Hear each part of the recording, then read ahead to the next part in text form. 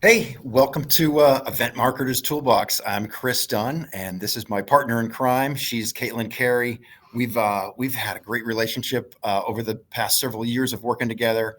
We're finally teamed up. We've been talking about this for a while. We finally teamed up and put this podcast together, and we're super excited. This is our first episode, so we're gonna kind of go through the bumps and we're gonna kind of bounce around and figure out how this all comes together. But we're super excited about all the possibilities to bring together trade show marketers and event marketers. And there's so much going on in the industry that we are looking forward to sharing. So without further ado, Carey runs a company called Pop Event.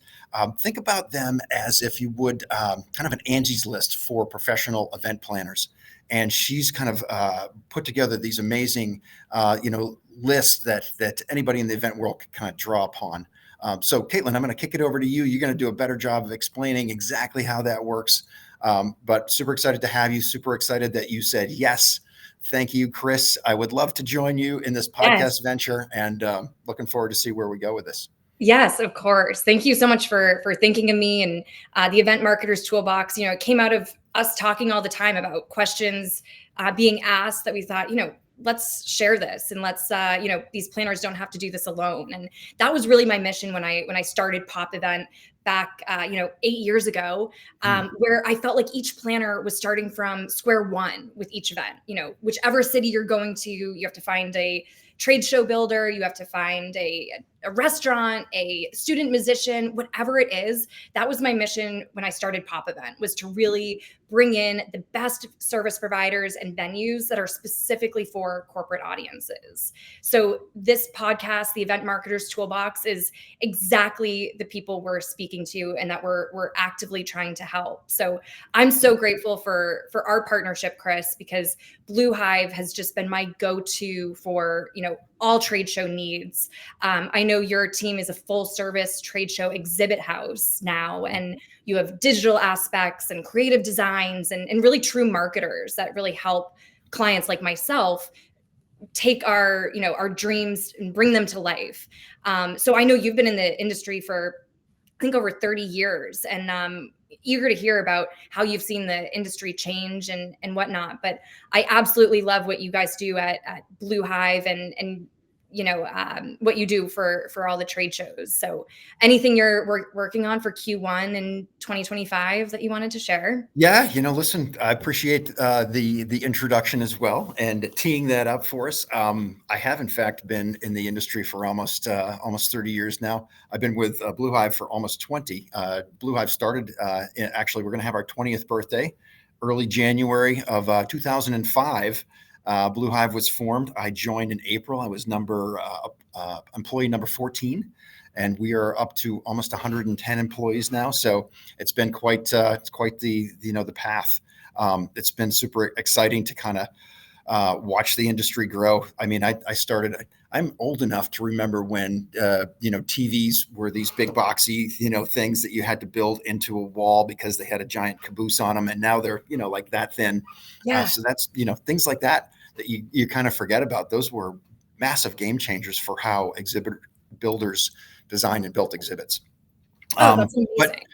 yeah, absolutely. So things are great. We're growing. We're getting into our 20th year, and as you mentioned, we're kind of trying to wrap our arms around the overall show process. We view ourselves as an extension of our client's team. A lot of times, regardless of the size of the company, sometimes the marketing department, the headcount has dropped. People being asked to do way more with sometimes a lot less, or certainly with fewer people. Maybe not necessarily less budget, but fewer people, right? So how does a singular person or a few people in a marketing department go out and execute a number of really great shows and events throughout the year? They need help. They need a team of people that's beyond the four walls that they're in. So Blue Hive has changed and morphed through the years. We're not just guys who cut wood and use and laminate and build exhibits anymore.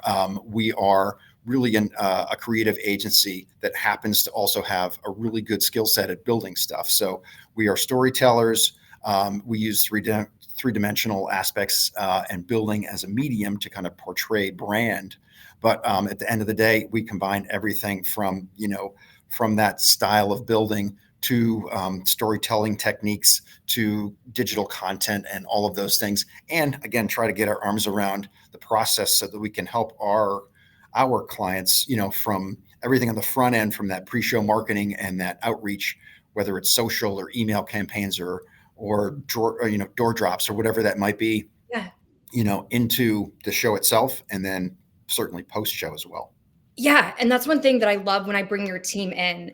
As a corporate event planner myself, it's so easy to get into the weeds, and you're dealing with hotel confirmation numbers and catering counts. And when I bring in your team, it's always this breath of fresh air that we're able to take, the CMO's dreams and the CEO's mission to get X amount of leads at a show, just including several different goals and trying to show ROI. And I love with your team, you always have such creative ideas, whether it's some cool touchscreen activation or some interactive idea that really engages people at these trade shows. And I know you mentioned how the AV has changed in years, but just walking around these show floors, like you guys build like a mini village, like a place for people to live for, for the 3 days or 4 days that we're on site. So just blown away by the capabilities of your team. I feel like the trade show world has just erupted into so many different ideas that it's great to have one stop shop that I can call you and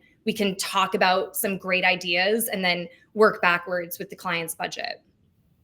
Yeah, awesome. No, I appreciate that. And, thinking back to when we met a few years back, just a brief story for the folks who are kind of listening in. Is Caitlin was brought in as a freelance event planner.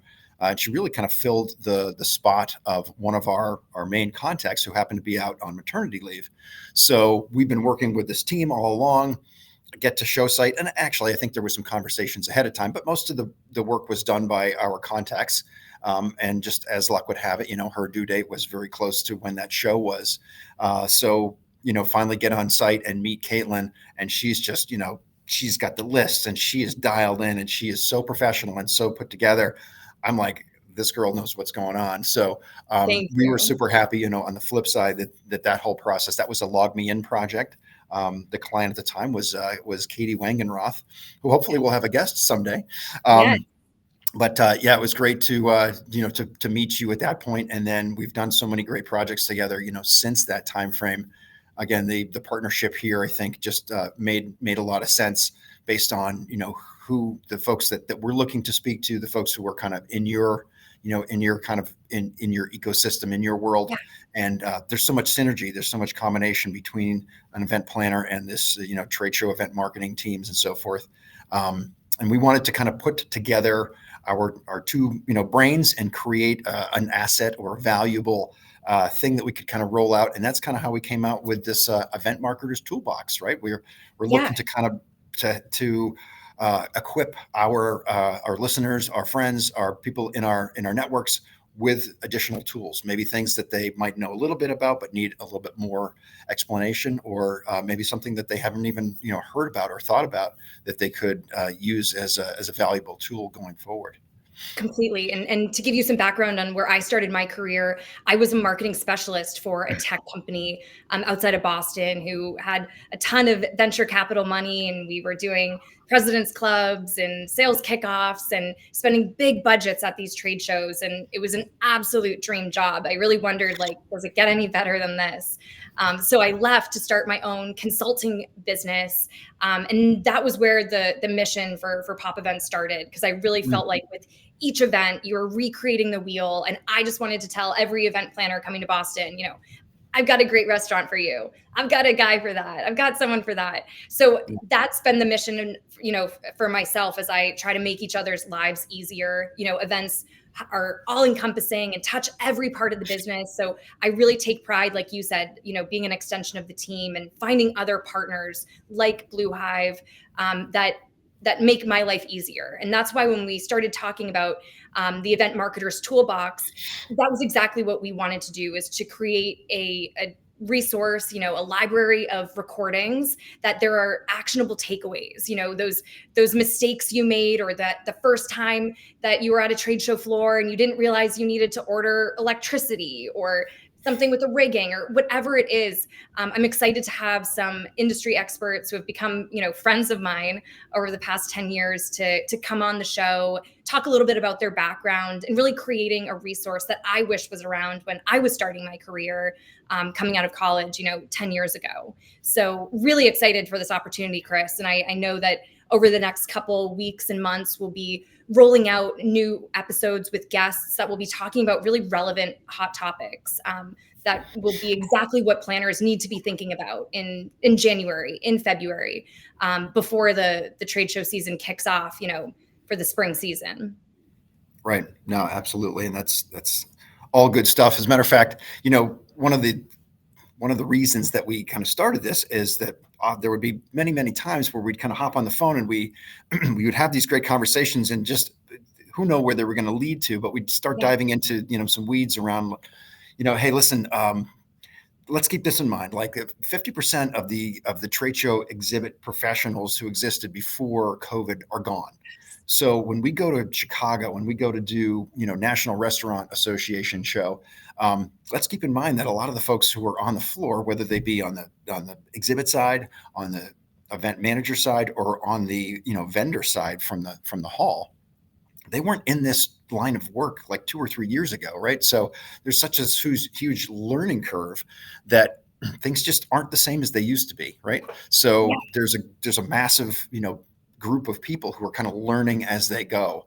And that means that things aren't always going to go smooth, right? There's going to be bumps. There's going to be things that happen. So talking through that process and figuring out how do we not only manage expectations for ourselves, but also help our clients see that too, right? So that they're kind of on the inner sanctum, right? There, we're like, listen, this isn't going to be pretty, right? The rigging, at this giant show is going to be kind of bumpy, and we're going to be lucky to get it up at this time frame. And we were having all these great conversations, and invariably after the conversation was over, we'd be like, damn it, we should have recorded that. That was really good. So anyways, here we are. We're recording it now, and we're going to roll this out as a live show going forward after this. But all good.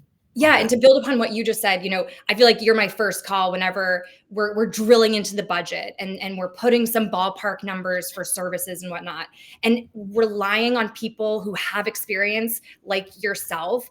It makes me look good because I'm able to over communicate to, my clients and to my peers to say, hey, Chicago, we're setting up on a holiday. Like, you guys don't know this, but on a Sunday, the union rates are double. And if you, as an event planner, like over communicating and setting expectations, like that is what I do day in and day out, and having those conversations before you get on the show floor, even if it's a day before. But when I work with you, we're having these conversations so that people know what line items are variable, and they know that when maybe the rigging takes a little bit longer, like it's okay, we've padded the budget for that. And these are all things that you don't know rolling into your first show. And like you said, rolling into like 2024, it was all new event managers from the top down. So if you can just imagine that, if these people are organizing it, that trickles down to the bottom, and it just adds this extra level of, chaotic energy. And that's avoidable when you take a deep breath, you get the right team in the room, and you over communicate each line item. So that was something last year. I know we were talking about the different cities, which I was blown away by, that it can vary so much. That should be a huge part of someone's decision to which city they should go to. If one city has, I know you can rattle them off, but which cities have better, union pricing than others. I'm always so intrigued by that, because they don't, you can't find that anywhere on the internet. They certainly don't advertise it necessarily. No. Yeah. Speaking of that, like, what's your favorite exhibit venue? Ooh, I love that question. And it's an obvious choice. Vancouver blew me away. I went, It's on the water, it's downtown, it's convenient. I was at the trade show booth and I was watching seaplanes land. And it was beautiful, beautiful architecture, sustainable. They really knocked it out of the park. And so when I'm comparing every other one to that, it's it's hard to beat with Yeah, Yeah. How about seaplanes you? landing on the Yeah. water, right in back you. I've only been to Vancouver once, but yeah, that was an epic experience. Just you know, heading up there and Great being part of city. that. And I loved how they in the city, this from a planning standpoint, they really kind of worked in like the entire perimeter of the show hall venue is all restaurants. So it's not like if the convention center's open and having a show, it's busy, and if nothing's there, it's empty, right? It's really not like that at all. Like there's just it's really well done as a planning mechanism. You're so Um, right. I remember that. How about you? yeah, What's the other than Vegas? I'm San Diego guy. No, I'm not Vegas. I'm a San Diego guy. Listen, I'm from Boston, and we will have our fair share of snow and yuck and other cold stuff, through the winter. It's always nice when you go to San Diego, and I love everything about doing shows there from the city standpoint as well, right? The city's got to Mm, be easily navigatable. yeah, You land in San Diego, you're downtown in 10 minutes, right? It's not Chicago where you're sitting in traffic for an right. hour to get into town. Yeah, So the airport's super close. The convention center is beautiful. It's much like Vancouver that you just mentioned. It's mm, right on this beautiful marina. You're overlooking the bay. You're overlooking the island of Coronado. The weather's almost always gorgeous. Right across the street on the land side, you've got this area called the Gas Lamp District. It's restaurants and bars and hotels. The ballpark, Petco Park's right there. So yeah, just super fun, real easy to navigate. I love, when I would much prefer to walk everywhere. So that really kind of fits my whole, kind of plan. I always stay pretty close across the street, and it's easy to go. To yeah. get over to the hall, it's one of the hall is like a really long, skinny design, kind of like Okay, kind of yes, I like New remember Orleans this. or kind of like a Florida, not like a Yes. big block. So yeah, the building itself is probably like almost a mile long, right? Depending on whether you're Yeah, A you're taking hall me back. or M hall. Yeah, huge fan of San Diego, and like you said, the Gas Lamp District. I think we did a buyout at an awesome bar there, Rustic Root, and the Pendry Hotel, which is such an awesome brand. They have a beautiful spot there, great for executive meetings. So I love when a city is well thought out. Vegas is Right, convenient. right. People like to come, and we'll have more than enough time in Vegas in 2025. That is So that's the mothership of all events, and we recently actually opened up our own facility. We've been doing business in Vegas for a whole bunch of years, but in 2023, August September timeframe, we actually opened up our brand new shop and warehouse, and we've got a team out there. So we handle really all of our West Coast activity from Vegas. But yeah, to your point, great, Vegas is it's hard to avoid having multiple shows out there. You totally. notice we're I'm kind of always really comforted. kind of heavy on the West Coast here. What we're talking I about know, I know. as We're two East East Coast Coasters. kids. Yeah, seriously. Exactly. No, I love talking Exactly. convention centers and just like that, rattling things off. Like it takes so much time to find a cool restaurant for executives to leave the show floor. And that's one thing with Pop Event that I just love sharing is, the best spots near convention centers, good spots for executive dinners, good spots for team dinners, all those little details that make a show come to life. So Right. that's Right. awesome. And while we're there, just to unpack that a little further is that's part of what we're trying to do better and help our clients with, and partnering with somebody like you is perfect for that, because trade shows aren't made successful just based on what happens on the show floor. It's almost the opposite. It's almost like it's all this other effort, both pre-show, and even during the event. It's like, what else is going on? You've got, dinners for doctors or dinners for Yeah, clients, or, this kind of, cool happy hour parties that really kind of serve as an engaging piece for prospects and customers to come by. So, you know, all of that stuff, right? So it's not just the trade show floor. It's not just the exhibit. Certainly, it's a big picture, right? Our completely. world is full of big spend. This is oftentimes the largest nut in an event marketer's on their spreadsheet. So how do Completely. we help them do a really great job? Because you can't just roll out and wing it. You got You to have know, a plan. You got to do a good job and get that ROI. Otherwise, you're not going to get the budget year over year for those shows. Completely. And that's why I love getting all the stakeholders in the room, really defining, the lofty goals from the beginning, and then really shaping everything around that. I get brought in for projects 4 to 6 months ahead of the show, and that's just that peak timing of really taking advantage of before, during, and after, and really being like that secret weapon for planners to take things to the next level, to be the client that's sending you a personalized invite to the coolest party offsite, or working with your team to create a little video testimonial place at the booth, facilitating meetings and whatnot. So I love getting ahead of it, and I love working with your team to really bring these things to life.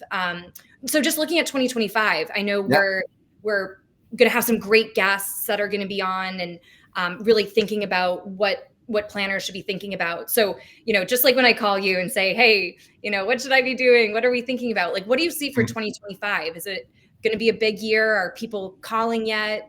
What are you seeing? Yeah, absolutely. So, it's December, or the end of the year is always kind of an interesting time frame, because it's a little slower. There's not as many shows going on at the immediate time. However, in January, which is right around the corner, it's like drinking from a fire hose right out the gate. We'll be at NRF, which is a National Retail Federation, in early to mid January. That's kind of our really first big show. So I'll be down in New York City, for that. And then, in February, I'll be in Atlanta for a food manufacturing show. In March, I'll be in Orlando for dermatology. I honestly, what's kind of the trend, or what are the conversations built around? And in all honesty, it's budget. People are wrestling. They're wrestling with budget. Costs have creeped over the last several years, coming out of the pandemic. Things mentioned earlier, people are new, and things are just different, and costs have gone up. And we're having conversations with people all the time about budgeting. So trying to help people get ahead of that, and look at the big picture, look at their overall show program, their plans, their goals. Maybe it's the act of scratching a couple things off of your list, because it's like, listen, we've got X amount of budget. If we try to do everything, we're not going to do we're not going to do any one thing really well. So let's look at, what are the results we got last year? Let's be honest with ourselves about which events moved the needle, which ones maybe didn't. And maybe that way we can push more budget into the shows that meant more, right? So working with our clients on getting a handle on that big picture plan. And when we have visibility to everything that you're trying to do, we can be a great help with that as well, from a logistical standpoint. Like, hey, listen, we're noticing we've got a 3-show or a 3-event run, and you're in Denver, you in Vegas, and you're in San Diego, or San Francisco, right? So let's park this property out in the West Coast realm, right? Let's keep that out of Vegas, and we can hit each one of those hubs from there. And thus, we're not shipping stuff back and forth across the country. So, when we've got visibility on the entire program, I think we can be a better asset to you as a that consultative partner that you need, when we can see the big picture. If someone's only coming to us with like a one-off, like, hey, can you help us with this? And then the other thing, hey, can you help us with that? Without seeing the big picture, some of the, we're not going to be able to come up with some of those ideas that might help you leverage assets that, hey, let's create this cool asset for this thing, and we could use it over here, and repurpose that again. Completely. And I love what you just said. I've both clients that know exactly where they're going in 2025. And then, the other ones that like to build the plane as it's flying, we know what we're doing the first couple of weeks of January, and then, we'll figure it out then. But yeah, that's one thing too. For the first time, I've helped planners put together dashboards to really look at what events they went to, what is the ROI, what do you guys care about? It goes beyond just the lead count. That's one thing I really love helping planners do, is really showing the ROI and using activations that your team helps put together to really add some qualitative aspects to that. But yeah, the drilling into the budget, I've seen more than ever right now. But I am seeing that events are a huge push for 2025. I'm in touch with more CEOs with the events. Like, they are getting involved. They want to be on the emails. Like, I didn't see that before the pandemic. So I'm really seeing that these events are one of the few times that the teams are coming together. So how else are we going to, utilize that time together. So I totally understand that, budgets are being cut, or, everyone loves these big headlines. But at the end of the day, when I'm in these meetings, like, there is abundant money towards trade shows and getting these products into the hands of, the right people. And these trade shows are one of the few places that these companies can get in front of these audiences. These Right. are the industry shows that the people you are trying to reach are going to be there and capturing people's attention, now more than ever. Like, this is the time, this is the place to do it. So I'm all in on trade shows for 2025, and seeing that across the board. Even those Yeah. that don't know it yet, they're sponsoring the shows again this year, even though they don't want to sign the contract until Right. The closer last to. possible second. Yeah. Yeah. And I think there's a number of reasons for that, right? Mm. We're in kind of the perfect storm of things. I think companies pipelines in many cases are a little bit anemic. I think they're having trouble, generating those sales leads that they have in the past. Cold outreach online, whether it be on social or via email or phone calls, very difficult these days, right? There's all of the stuff around AI, which is an amazing tool. At the same time, our inboxes are flooded with stuff, and even some social media kind of stuff. You're always wondering, like, is this a real person or is this AI Yeah. that's generating all of these outreaches? And when you're in person and face to face, you don't have to worry about that, right? So we're also, 3+ years into the hybrid world, into the remote work world. So people getting together and kind of, whether it be a dinner or a show, or just some sort of, corporate event, when you can get people in the same room, you garner those synergies that maybe are a little bit more difficult to do online. So there's a lot of these forces that are all kind of coming together that are making and showing, CEOs like, hey, there's a lot of value in getting our folks out there and getting them together. And we're struggling maybe in some other areas. So to your point, yeah, maybe budgets are flat, but we're going to see, I think, a continued push on this because there's a value to that face-to-face interaction. It's really hard to replace that. Completely. So as planners are looking ahead to 2025, my best advice is to give Blue Hive a call to just get the basis of, what you should be thinking about with these trade shows, which cities to be aware of best places to host, or, challenges to be anticipating. So I love the month of January because, maybe you're planning a sales kickoff or things in internal events, but it's such a great time to get the executives on board with what events we're going to this year. When are the sales reps going to be, have the time and capacity to really set the show up for success? So as I look at the year ahead, I really love using the months of January and February to get ahead of it and to get organized, looking at the year ahead. Yeah, no, absolutely. I appreciate that. And obviously, our goals of putting this show together, not to be a commercial for either one of our companies, obviously, but just to, I think the important thing there is, like, find a partner, find somebody who you can depend on and you can trust, and reach out and work together with them as a consultative, partner.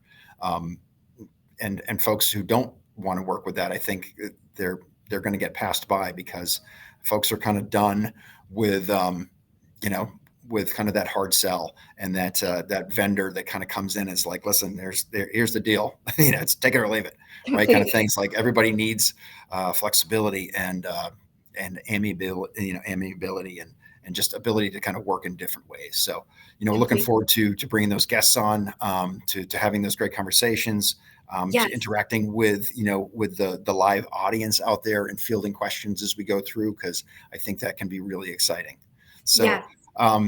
what else is on our agenda? I think it seems like we're probably about at the end of show number 1. Yes, I always say that we're going to keep it efficient and to the point, and we really are aware of everyone's really busy schedules. So we want to make these very educational and to the point. So we're excited to have several guests coming up to help you look at the year ahead, to help measure your ROI, and we'll be having these on a weekly basis. So if you have someone that you think should be on the show, we'd love to hear from you. If you would like to be on the show and you have something of value you'd like to share, we'd love to find a time to have you join us. But in the meantime, so excited that you're tuning in. I promise that we'll will deliver relevant, timely topics and really bring you what we see in the field to help you streamline your events, to look at your event strategy in a more holistic way and really setting it up for success. So without further ado, Chris, thank you. This has been fun. Absolutely. I think it's the first of many, and I know we're gonna get better as we go, and we're gonna have great conversations. We're gonna have a few laughs. Yes. So I'm looking forward to it. Caitlin, how can people find you if they want to reach out? Thank you. Find me on LinkedIn. That is where I am. That is, message me and would love to get in touch. And same for you, Chris. LinkedIn, is that best? Absolutely. Yeah, I'm an avid and active LinkedIn user. Blue Hive, if you go to the URL, is blue-hive. So just one little thing there. For Pop Event, is it .co or .com? .co. Thank you. Popevent.co. .co. I appreciate it. Great. And really, one of the last things we wanted to say is thank you so much to Fist Bump. This is a group, an agency that we're working with that's actually helping us put this together. Truth be told, Caitlin and I have been talking about doing this for like 6 months, and we're busy, and we also, needed a little bit of a nudge. And Fist Bump, came along, and they've got some great programs to help people not only improve their reach and their impact on social, specifically like on LinkedIn. They've got some great programs around that, but also rolling out these podcasts and the advantages that there are to having your own show. So thanks a lot to the Fist Bump team. They made it possible to pull everything together. They're behind the scenes doing all the heavy lift, and we just got to come out here and ramble a little bit, and hopefully we make sense and make some people smile and deliver a little bit of value. Yes. Well, thank you, Chris. Really excited to be working on this together. And until next time, we look forward to hearing from you. Yeah. Awesome. Thanks for tuning in to Event Marketers Toolbox. We'll see you at the next one.